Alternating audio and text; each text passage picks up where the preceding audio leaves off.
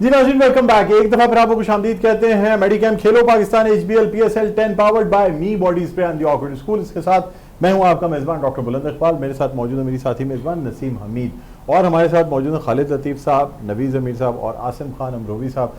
और हम बात कर रहे हैं आज के होने वाले मैच के हवाले से, जो आज खेला जाएगा इस्लामाबाद यूनाइटेड और क्वेटा ग्लैडिएटर्स, जो कि पहले नंबर और दूसरे नंबर की टीमें हैं, उनके साथ ये आज पहला सेमीफाइनल खेला जाएगा। इस हवाले से हम बात करेंगे। एक्साइटेड मैं इस वक्त इसलिए हूँ कि इस वक्त मेरे साथ एक ऐसी शख्सियत मौजूद है, एक ऐसे एंकर मौजूद हैं जो किसी तारुफ के मोहताज नहीं है। स्पोर्ट्स जर्नलिस्ट हैं, इंटरनेशनल स्पोर्ट्स जर्नलिस्ट हैं, और क्रिकेट के हवाले से तो एक बहुत बड़ी अथॉरिटी रखते हैं। यानी बहुत सी प्रेडिक्शंस, बहुत सी इनसाइड स्टोरीज जो हैं वो हमें इनके ज़रिए पता चलती हैं। मेरे साथ मेरे पिछले चैनल में मेरे साथी मेज़बान रहते थे तमाम स्पोर्ट्स शोज़ में, तो इसलिए मैंने बहुत कुछ इनसे सीखा है। एक टीचर का दर्जा रखते हैं ये स्पोर्ट्स एंकरिंग या स्पोर्ट्स प्रोग्रामिंग में। मेरे साथ मौजूद हैं none other than Naseem Rajput साहब। अस्सलाम वालेकुम। Thank you. वालेकुम सलाम बुलंद भाई, थैंक यू वेरी मच। इतना जबरदस्त तारुफ कराया आपने। आपके साथ Naseem Hameed, South Asian gold medalist, आपके साथ खालिद लतीफ जैसा चैंपियन बैटर, और आप खुद माशाल्लाह जबरदस्त किस्म के होस्ट हैं, एक्सपीरियंस जर्नलिस्ट हैं। तो आपने इतना अच्छा तारुफ कराया, बहुत शुक्रिया बुलंद भाई। आपका बहुत बहुत शुक्रिया। You deserve much more than this. देखिए, असल में मैंने कहा नसीम राजपूत नहीं तो कम से कम नसीम हमीद ही मेरे साथ रहे। नसीम का नाम तो चलता रहेगा ना, नसीम नाम साथ साथ चल रहा है डॉक्टर बुलंद। आपको इसका मकसद है, ठंडी हवा की बहुत ज्यादा आदत है। नसीम के मायने होते हैं सुबह की ठंडी हवा।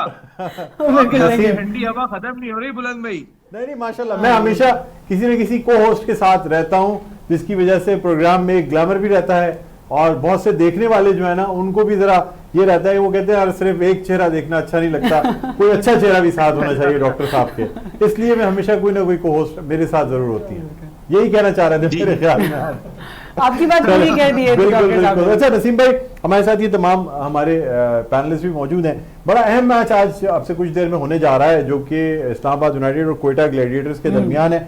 मुझे ये पता है कि आप क्वेटा ग्लैडिएटर्स को सपोर्ट करते हैं सर, इसलिए कि एक तरफ नदीम उमर साहब से आपकी पर्सनल दोस्ती है, बल्कि सरफराज हो, आजम खान हो, जितने भी लोग, मोइन खान हो, ये सब बड़े मतलब आपसे मशवरे भी लेते हैं। क्या कहेंगे आप आज के मैच के हवाले से? देखिए, दुआ भी कर रहे हैं, 2 रकत नफिल भी पढ़ेंगे। आपको पता है, ये देखें क्वेटा क्वेटा ग्लैडिएटर शान पाकिस्तान। अभी ट्रेनिंग, ये इनकी करंट ट्रेनिंग की जर्सी है जो इस साल की। मैं भी ट्रेनिंग इसी में करके आ रहा हूँ। तो क्वेटा, अगर टीम की बात करते हैं आप मुझसे पर्सनली कि भाई मेरी अपनी ख्वाहिश क्या है और मेरी अपनी विल क्या है, तो जाहिर है वो क्वेटा ग्लैडिएटर्स है, वो तो स्टार्ट से ही है। लेकिन बड़ा बैलेंस्ड मैच है ये, इतना आसान मैच नहीं होगा। खास तौर पे जो लास्ट मैच खेला, उस लास्ट मैच के अंदर फिल एलन नहीं खेले, उस मैच में रोजो नहीं खेले, तो ये गैप के बाद इस क्रूशल मैच में आके मुकाबला कर रहे होंगे। और आपको पता है जंग के हालात की वजह से एक गैप आ गया था। तो मेरी जब बात हो रही थी ऐसी नदीम भाई से, तो मैं नदीम भाई को कहा, मैं कहा नदीम भाई आपकी जो टीम क्वालिफायर में खेलनी चाहिए जब उन्हीं को खिलाए। मेरा मौकिफ तो यही था। लेकिन अच्छा हुआ बहुत सारे लोग बेंच पे बैठे हुए थे, उनको भी एक मौका मिला, उनको भी एक फील आई कि पीएसएल में खेलने का प्रेशर क्या होता है, उनको मौका मिला। तो ये जो फैक्टर मैं आपको बता रहा हूँ, आमिर को खासा आराम दिया। आमिर एक कमबैक के बाद आज के मैच में एक्शन में होंगे। आज जो है वो ये दोनों एक्शन में होंगे दोबारा, रोजो और फिन एलन। लेट्स सी कैसी परफॉर्मेंस का मुजाहरा करते हैं, क्योंकि एक गैप आ गया, जो मैं बार बार बात कह रहा हूँ। अगर ज्यादा बेहतर होता कि फिन एलन और रोजो को लास्ट मैच जो था उसमें खिलाया जाता, ताकि वो जो एक गैप आया था, मेंटल गैप था, वो कोई ट्रेनिंग का या मैचेस का गैप नहीं था, वो जंग का गैप था, जिसने मेंटली बहुत ज्यादा असर डाला था, स्पेशली फॉरेन प्लेयर्स पे। तो ज्यादा बेहतर होता कि जब वो वापस आ गए थे तो आप उनको, फिन एलन तो पहुंचे नहीं थे, फिन एलन तो पहुंचे आज हैं, कल पहुंचे हैं फिन एलन, तो वो अवेलेबल नहीं थे परसों। लेकिन अगर रोजो थे तो आपको खिलाना चाहिए था। आमिर को मैच प्रैक्टिस जितनी हो सकती है वो मिलनी चाहिए थी। क्या आप आमिर के बगैर मैच खेलेंगे? मेरा नहीं ख्याल खेलेंगे। तो बड़ा बड़ा कांटे का मैच है। और फिर दूसरी चीज, जिस तरीके से हेल्स, साहबजादा फरहान, शादाब ने कल जो गेम खेला, उनकी वो टीम जिसने कल मुकाबला करना है, वो कंबाइन होके मैच खेल के आ रही है जंग के बाद का। कोयटा ग्लैडिएटर्स ने जंग के बाद कंबाइन वो टीम नहीं खेली जिसने कल का मैच खेलना है। बिल्कुल। तो मेरे ख्याल में स्लाइटली एज जरूर होगा यहाँ पे इस्लामाबाद यूनाइटेड को। जो मेरे ख्याल में मैच प्रैक्टिस मिलनी चाहिए थी, क्योंकि मैचेस रुके थे, किसी और वजह से तातुल नहीं हुई थी कि मौसम खराब हो गया था या कोई और वजह थी। वजह कुछ और थी जिससे मेंटल इफेक्ट पड़ा था। तो अगर उनको मैच प्रैक्टिस मिलती तो मेरे ख्याल में अच्छा होता। अच्छा, मुझे बताइएगा नसीम भाई, चूंकि आप बहुत क्लोज रहते हैं कोयटा ग्लैडिएटर्स के, सरफराज का क्या रोल है इस वक्त टीम में? क्या एक जस्ट सेरेमोनियल रोल है कि बस एक ओहदे पे बैठा दिया गया है, वो आगे बैठते हैं? हमें एक्टिव नहीं नजर आते। इतना बड़ा प्लेयर जो कि इतने अरसे तक कप्तानी करता रहा हो कोयटा ग्लैडिएटर्स की कंटिन्यूअस, और अब वो टीम मैनेजमेंट में क्या रोल प्ले करते हैं सरफराज? देखिए, टीम मैनेजमेंट में बड़ा इंपॉर्टेंट रोल है सरफराज का। अगर आप देखेंगे तो मैं जितना जानता हूं उसमें जो एक अगर थिंक टैंक कोयटा ग्लैडिएटर्स का है और उसमें अगर 4 लोग शामिल हैं या 5 लोग शामिल हैं, तो उसमें की मेंबर है सरफराज। आज से नहीं है, पिछले 10 साल से हैं और आज भी हैं। वो अगर एक्शन में दिखाई नहीं दे रहे तो फील ये होता है कि शायद सरफराज का इतना एक्टिव रोल नहीं है। हम सरफराज को आदी रहे पिछले 9 साल में as a wicket keeper, wicket keeping देखते हुए, उनकी कैप्टनशिप देखते हुए, उनके डिसीजन, वो जिस तरह खिलाड़ियों को जेल कर रहे होते थे, तो एक्टिव वो ज्यादा लगते थे। यहाँ उनका रोल थोड़ा सा मुख्तलिफ है। देखिए, सरफराज इससे पहले मेंटोर थे, जो पाकिस्तान क्रिकेट बोर्ड ने अभी मेंटोर्स खत्म किए, तो उसमें शामिल थे सरफराज। और सरफराज की शख्सियत थोड़ी सी जो है ना, वो अब एडमिनिस्ट्रेशन की जानिब जाती हुई लग रही है। और वक्त सब पे आता है, ऐसा नहीं है कि ये वक्त नहीं आता। अभी सरफराज मेरे शो में थे, वहां पे मैंने शो में उनसे यही पूछा कि आपने क्या ग्लव्स उतार दिए हैं? कहने लगे नहीं नसीम भाई। लेकिन जो अच्छी बात उन्होंने की, उन्होंने कहा कि नसीम भाई, चूंकि मैं इस टीम का हिस्सा नहीं हूं, तो पहले मैं खिलाड़ियों को प्रैक्टिस कराता हूं और जब उनकी प्रैक्टिस खत्म हो जाती है तो अपनी प्रैक्टिस करता हूं। तो सरफराज आज भी 1.5 से 2 घंटे खिलाड़ियों की प्रैक्टिस खत्म होने के बाद खुद भी प्रैक्टिस कर रहे हैं। अभी सुनने में आ रहा है उनको चेयरमैन सिलेक्शन कमेटी बना रहे हैं। सरफराज को मैंने देखा ना, एक एनर्जी के साथ देखा है। सरफराज को हमने एक्टिव देखा है। सरफराज अबे काले तेरी माँ कहाँ बैठ के दुआ कर रही है, तो वो हमने सरफराज को इस तरीके का एक्शन में देखा है। तो वो थोड़ा सा जो है ना, हमें आंखों को जरा थोड़ा सा सूट नहीं कर रहा कि वो डग आउट में बैठे हुए, वो साइड में बैठे हुए। आई थिंक बहुत ही एक्टिव रोल है। और नदीम भाई हाँ सर, खामोश खामोश रखते हैं सरफराज, वो हंसी मजाक वो चीजें अब नहीं है। क्या वजह है? क्या टीम मैनेजमेंट की मैच्योरिटी आ गई है कि टीम मैनेजमेंट में है, पहले मेंटोर थे, अब मैनेजमेंट में, अब अगर चीफ सेलेक्टर लग जाते हैं तो क्या अपने आप को जरा मैच्योर शो करना चाह रहे हैं? बुलंद भाई मुझसे पूछ रहे हैं? जी आपसे पूछ रहा हूँ, आपसे पूछ रहा हूँ। जी बुलंद भाई, देखिए, आपको वक्त के साथ साथ अपनी पर्सनालिटी में चेंज लाना पड़ता है। और अगर सरफराज थोड़े से आपको मैच्योर दिखाई दे रहे हैं, तो आने वाले वक्त में जो उनका रोल होगा, उस रोल को मद्देनजर रखते हुए वो अपनी शख्सियत को ढालने की कोशिश कर रहे हैं। और खालिद के साथ तो इतनी क्रिकेट खेली है सरफराज ने, खालिद बहुत अच्छी, ज्यादा बेहतर बता सकते हैं। मेरे ख्याल है जिस रोल में अब उनका सफर शुरू हुआ है, यहाँ पे मैच्योरिटी दरकार होगी।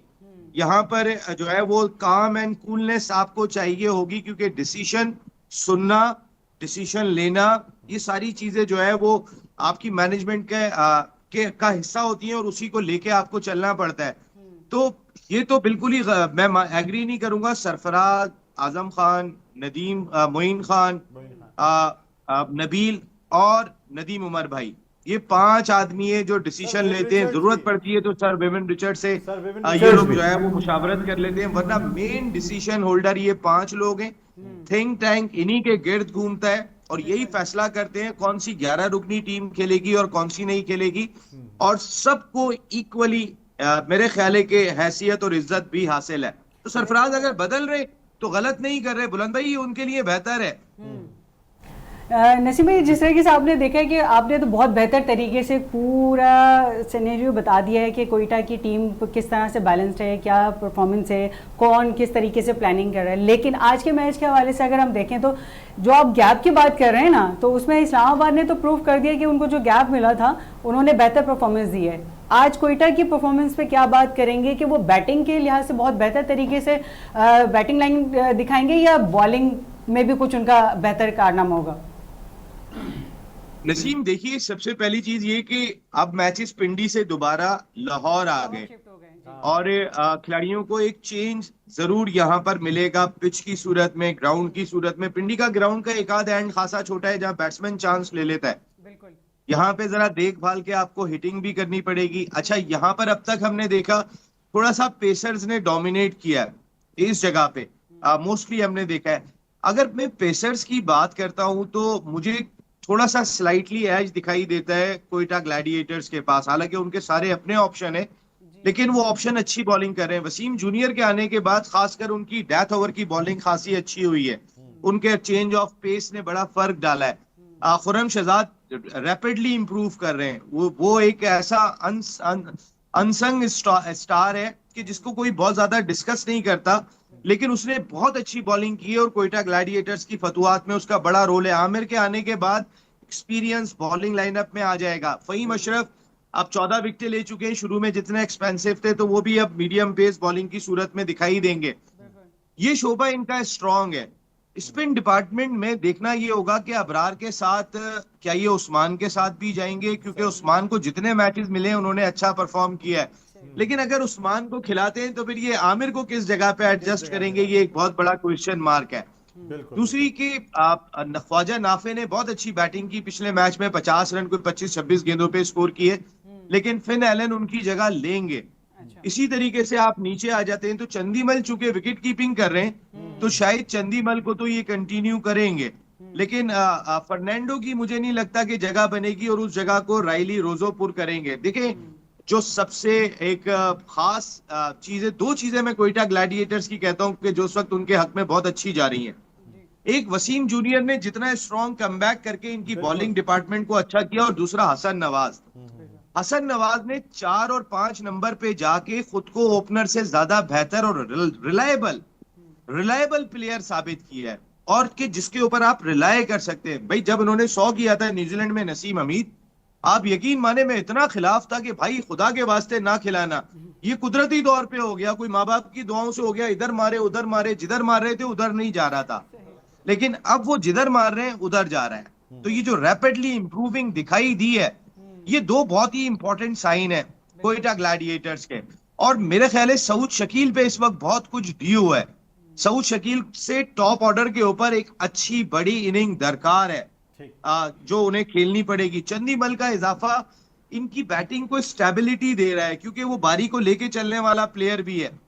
तो ऐसा नहीं है कि ये टीम खराब हुई, अच्छा हुआ चंदीमल को एक मैच प्रैक्टिस भी मिल गई। पाकिस्तान की कंडीशन तो वो पहले भी आ चुके हैं, लेकिन दोबारा आए तो हम आंग होने का मौका मिला। लेकिन मेरा क्वेश्चन मार्क यही है कि फिन एलन, आमिर और राइली रोजो जंग के बाद दोबारा पहला मैच खेलेंगे, तो अमन के माहौल में वो खुद को कैसे डालते हैं, ये मुझे ये जरूर देखना होगा। नसीम भाई, आप हमारे साथ मौजूद रहेंगे या नसीम एक ब्रेक की तरफ आप ब्रेक लें, लेकिन आप हमारे साथ मौजूद रहेंगे इसलिए कि अभी पार्टिसिपेंट्स ने भी आपसे बात करनी है। दिल तो नहीं चाह रहा था ब्रेक लेने का, क्योंकि नसीम राजपूत साहब इतनी बेहतर तरीके से हमें मैच के हवाले से हम तजिया कर रहे थे, तो लेकिन ब्रेक लेना भी बहुत जरूरी है। नाज़रीन, मिलते हैं एक ब्रेक के बाद। देखते रहिए मेडिकेम खेलो पाकिस्तान।